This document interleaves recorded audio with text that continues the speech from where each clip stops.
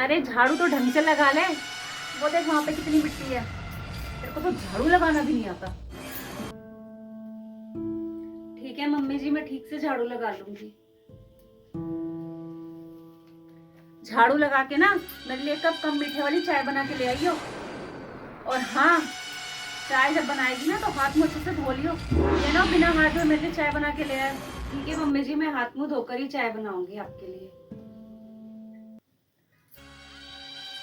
अकल है नहीं है, काम करने की अकल होती नहीं आजकल की बहुओं को। चाय बना के ले आएगी वरना बिना हाथ क्या होगा। अरे अब जल्दी जल्दी हाथ चला ले। क्या धीरे धीरे काम कर रही है? मुझे चाय पीने की बहुत इच्छा हो रही है। मर मर के काम करती रहेगी।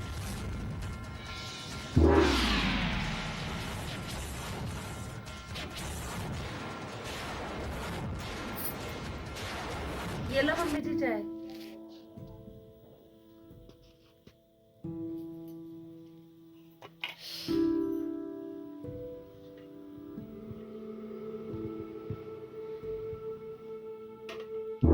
अरे इतना मीठा, तेरे को मैंने बोला था कम मीठे वाली लानी है। इतनी चाशनी।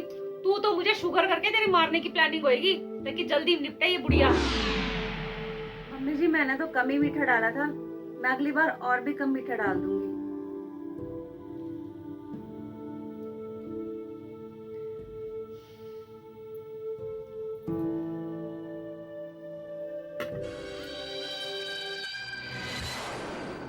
तुझे तो कपड़े धोने भी नहीं आते। देख कितना मैला सूट धोया तूने। हमारे जमाने में हम हाथ से कपड़े धोते थे, फिर भी कितने साफ कपड़े धोते थे। अब तो तुझे तो मशीन लेके दे रखी है, तब भी इतने गंदे कपड़े धोती है। मम्मी जी मुझे तो ठीक लग रहा है, लेकिन अगर आपको फिर भी लग रहा है तो मैं आपको दूसरा सूट दे देती हूँ। आप सूट बदल लो, इसे मैं फिर से धो देती हूँ।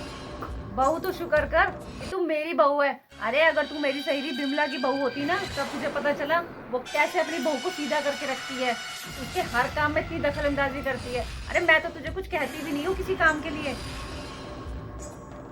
मम्मी रहने दो। आप कौन सा भाभी के साथ अच्छा व्यवहार करते हो? अरे आपने भी कोई कसर नहीं छोड़ी है भाभी को तंग करने में। भाभी सारा काम सही करती है और आप अपनी हर काम में कमियां कमियां कमियां ही निकालते रहते हो। बोलम तो हमारे बीच में मत बोल। अरे तुझे नहीं पता सासें कैसी होती हैं। सासें जो है बहुओं का दम निकाल के रख देती हैं। मैं तो उसे कुछ कहती भी नहीं हूँ, तू बीच में मत बोल हमारे। और बहू सुन, मैं मंदिर जा रही हूँ, 15-20 मिनट में वापस आ जाऊंगी। और मेरे आने तक ना नाश्ते की तैयारी करके रखना, समझी? जी मम्मी जी, आप जब तक मंदिर हो आओ मैं नाश्ते की तैयारी कर लेती हूँ। दीदी मैंने ना सुबह कपड़े धोए थे, मैं पहले वो छत पे डालाती हूँ। ठीक है, मैं भी आती हूँ। ठीक है भाभी, अगर मेरी मदद की जरूरत है तो मुझे बताओ, मैं भी चलूँ आपके साथ? नहीं नहीं, कपड़े थोड़े ही हैं, बस मैं अभी 5 मिनट में आई।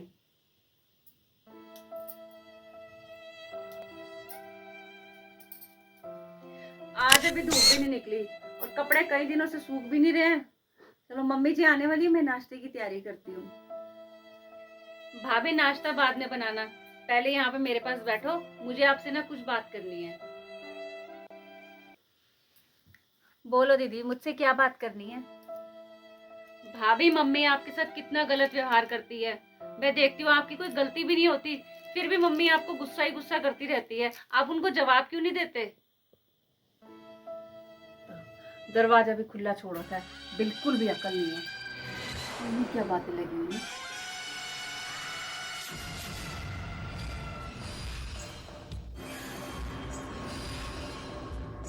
दीदी मेरे मायके में भी जब कभी मैं गलती करती थी तो मेरी मम्मी मुझे डांट देती थी और उसमें मेरा ही फायदा होता था, क्योंकि जब मैं कभी गलती करूंगी तो मम्मी मुझे डांटेंगी, तो वो मैं गलती कभी दोबारा नहीं कर पाऊंगी। इसी तरह से यहाँ पे मम्मी जी भी मुझे अपनी बेटी मानती है और बेटी की तरह ही मुझे डांटती है मेरी गलती होने पर। और इसमें मेरा ही तो फायदा हुआ ना।